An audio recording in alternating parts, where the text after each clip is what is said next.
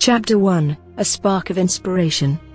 I'm Briana, a young inventor from London, and I've been blessed with the opportunity to work remotely with Africa Rejuvenates Thinking, or ART for short, based in Nairobi. My home workspace is a testament to the wonders of technology and my own ingenuity. Robotic arms, 3D printers, oscilloscopes, and a myriad of other tools, all provided by ART, are scattered around me, ready to bring my ideas to life.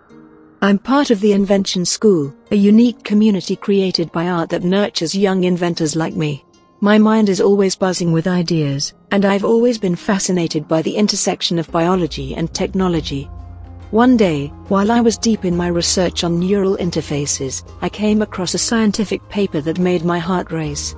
It was about an electrogenetic interface that could send electric commands directly to human DNA. The concept was mind-boggling. I remember calling Kim and Kate, my mentors at the Invention School, almost immediately. "You won't believe what I've just read," I said, my voice trembling with excitement. "It's an interface that can interact directly with our DNA using electrical signals." There was a pause on the other end of the line before Kim responded, "That sounds fascinating, Briana. Tell us more." As I explained the concept, I could hear the intrigue in their voices. The interface used a combination of nanotechnology and bioengineering, employing microelectrodes to transmit electrical impulses to targeted DNA regions. A sophisticated algorithm translated human commands into electrical signals, which were then interpreted by the DNA. The potential applications are vast, I told them. Imagine a world where we could control aspects of our physiology, address medical conditions, or even enhance our physical and cognitive abilities. Kate's voice was filled with excitement when she said, "Briana, this is a path you need to explore.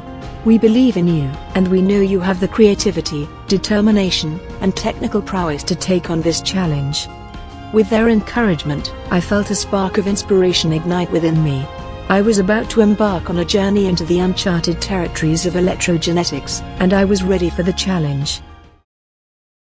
Chapter 2, The Translator's Influence. As I walked into the research lab, my heart was pounding with anticipation. We were making significant strides with the electrogenetic interface project, but today was different. Today, we were going to integrate the translator into our research. The translator, a remarkable invention by Kim and Kate, had transformed our understanding of neural activity in mammals. It was a tool that could decode neural responses, offering insights into animal behaviors and emotions. I was convinced that this technology could be the missing piece in our electrogenetic interface puzzle. "Good morning, team," I greeted, my voice echoing in the lab. "Today, we're going to explore new frontiers with the translator. I believe it can elevate our project to unprecedented heights." My team, a diverse group of brilliant minds, looked up from their workstations, their faces reflecting curiosity and intrigue. Philip Bartlett, our electronics engineer, was the first to break the silence. "The translator? Isn't that Kim and Kate's brainchild? How do you think it can aid us?" I smiled, my mind already envisioning the possibilities. "Imagine this, Philip. The translator can decode neural activity. It can help us comprehend how electrical signals influence gene expression. We can use it to tailor our interface, making it more effective and ethical." The lab buzzed with excitement as the team began to grasp the potential of this integration. Ifdaya Otacina, our zoologist, chimed in, "We could also use it to study animal behaviors. It could guide our algorithms, help us translate human commands into electrical signals." "Exactly, Ifdaya," I agreed. "And it's not just about the technical aspects. The translator can help us understand the emotional and ethical implications of our work. It can guide us in creating a device that's not only innovative but also responsible and humane." We spent the rest of the day delving into the translator's capabilities. We explored its applications in understanding human-animal interactions, enhancing human performance, and creating personalized medicine. We discussed how it could be used to ensure ethical considerations and foster collaboration. As we navigated the technical details, we also discovered the translator's potential in education and outreach. We realized how it could inspire young inventors, just like us, to think outside the box and pursue innovative solutions. By the end of the day, the translator had become an integral part of our project. It had opened new avenues of research, deepened our understanding, and brought us closer to our goal. Looking around the lab, filled with the hum of activity and the glow of innovation, I knew we were on the brink of something extraordinary. The translator had not only enhanced our project but also connected us to a legacy of excellence within the Invention School community. I felt a profound sense of gratitude and pride. We were standing on the shoulders of giants, and with the translator's guidance, we were reaching for the stars.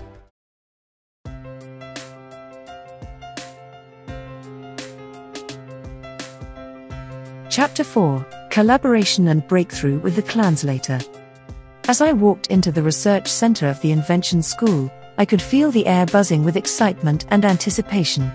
We were about to discuss the next steps in our groundbreaking project, and today, we were going to delve deeper into the integration of the translator's insights. Thank you all for being here, I began, looking around at my team. We've made incredible progress on the electrogenetic interface, and the translator's input has been invaluable. But we still have some challenges to overcome. I want to hear your thoughts and ideas. Joseph, our mechanical engineer, was the first to speak up.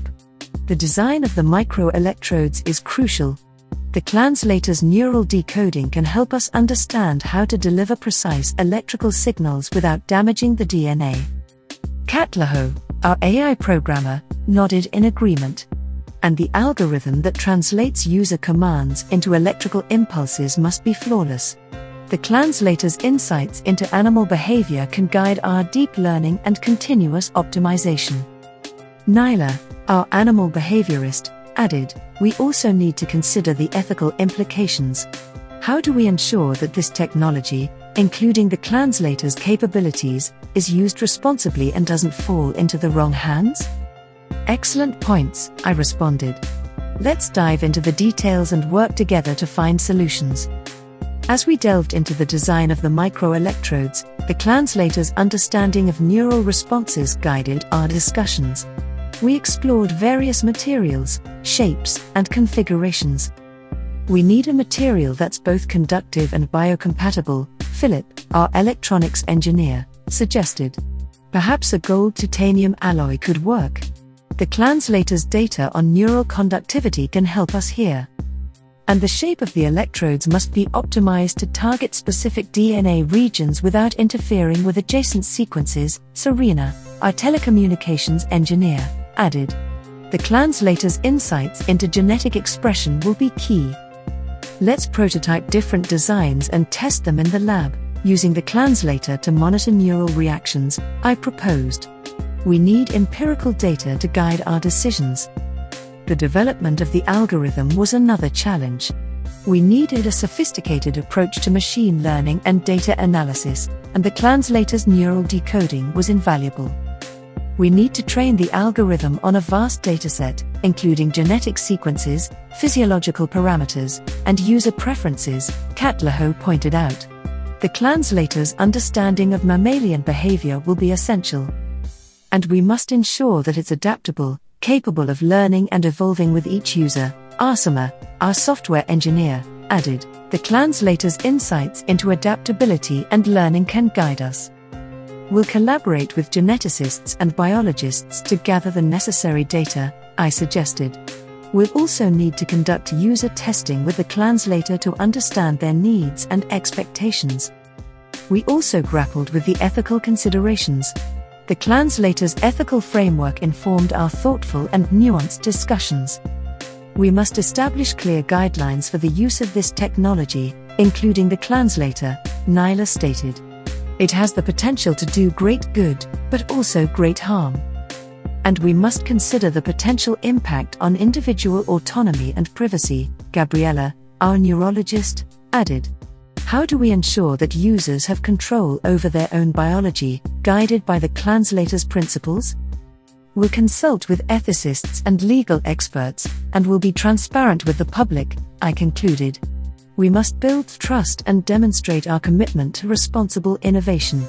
We don't want to end up like Elizabeth Holmes and her fraudulent company, Theranos. We must ensure our claims are genuine and our technology is real. After months of collaboration, experimentation, and reflection, we achieved a breakthrough. The electrogenetic interface, enriched by the translator's insights, was a reality. It was a marvel of science and technology that held the promise of a new era in human enhancement. "We've done it," I announced, looking around at my team. "Together, we've created something truly extraordinary, guided by the translator's wisdom. Thank you all for your dedication, creativity, and passion." Chapter 5, Final Testing and Public Presentation. As the founder of Africa Rejuvenates Thinking Incorporated and the Invention School, my husband Kim and I watched with a sense of pride and anticipation as the electrogenetic interface, a brainchild of our school, neared completion. The final testing and refinement were crucial, and I watched as Briana and her team conducted rigorous tests, both in the lab and with human volunteers. "We must be thorough in our testing. The safety and efficacy of the device are paramount," Briana stated, her voice echoing the responsibility we all felt. Joseph, ever the meticulous engineer, concurred. "Absolutely. Let's conduct simulations, in vitro experiments, and controlled human trials. We need to understand how the device interacts with different genetic profiles." The team worked tirelessly, analyzing the data, identifying potential weaknesses, and making necessary adjustments. They tested various scenarios, including different medical conditions, user preferences, and environmental factors. The microelectrodes were fine-tuned to deliver precise electrical signals, and the algorithm was optimized to ensure accurate translation of user commands. The wearable design was also refined, ensuring comfort, durability, and aesthetic appeal. Briana, like myself, was committed to ethical innovation, and she sought external review and regulatory approval. Nyla, our resident ethicist, voiced her agreement. "We've done our due diligence, but we should seek independent ethical review. Transparency and accountability are key." "Agreed," Briana responded. "Let's submit our research to an ethics committee and work closely with regulatory authorities. We must adhere to all relevant laws and guidelines." The team engaged with ethicists, legal experts, and regulatory bodies, ensuring that the device met all ethical and legal standards. They also developed guidelines for responsible use, addressing potential concerns related to privacy, autonomy, and social implications. The time had come to unveil the electrogenetic interface to the world. Briana was invited to present her invention at a prestigious international conference. "This is our moment," she said. "We have the opportunity to share our vision with the world and inspire others to think creatively about the future of healthcare and human enhancement." The audience was captivated, and the reception was overwhelmingly positive. Scientists, medical professionals, and industry leaders praised the innovation, recognizing its potential to transform medicine and improve lives. And audience members stood up to comment, "This is truly groundbreaking. The possibilities are endless, from personalized medicine to enhanced human performance." "Congratulations on this remarkable achievement," Briana responded. "Thank you. It's been a collaborative effort, and we're excited to see where this technology takes us. We believe in the power of human ingenuity and the potential to create a better future." The electrogenetic interface was a triumph, a symbol of progress and potential.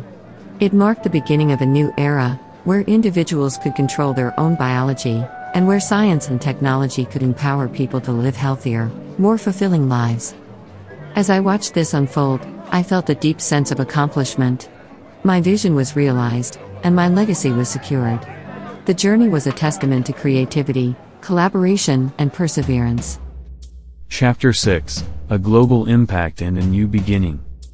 As the founder of Invention School and Africa Rejuvenates Thinking Incorporated, my wife and I watched with immense pride as the electrogenetic interface, a product of our school, was ready for commercial launch. The anticipation was palpable. Briana and her team were on the verge of changing the world. "This is more than just a product launch," Briana said, her voice filled with emotion. "It's a statement about what we can achieve, about the brilliance and creativity of African descendant people. We are breaking barriers and challenging stereotypes." I couldn't help but agree. "You're right, Briana. This is a moment of pride for all of us. Your success is a testament to the potential that lies within our communities." The launch event was a global sensation, attended by dignitaries, scientists, entrepreneurs, and media from around the world. The device was hailed as a revolutionary innovation, and Briana's leadership was celebrated. The electrogenetic interface quickly became a transformative tool, empowering individuals to take control of their health and well-being. It was used to manage chronic conditions, enhance physical performance, and even explore new frontiers in human potential. One patient testimonial stood out: "This device has changed my life. I can manage my diabetes without constant worry. It's given me freedom and peace of mind." The impact was felt across the globe, and the stories of lives changed were both heartwarming and inspiring. Briana's success brought newfound recognition and respect for African-descendant inventors and scientists.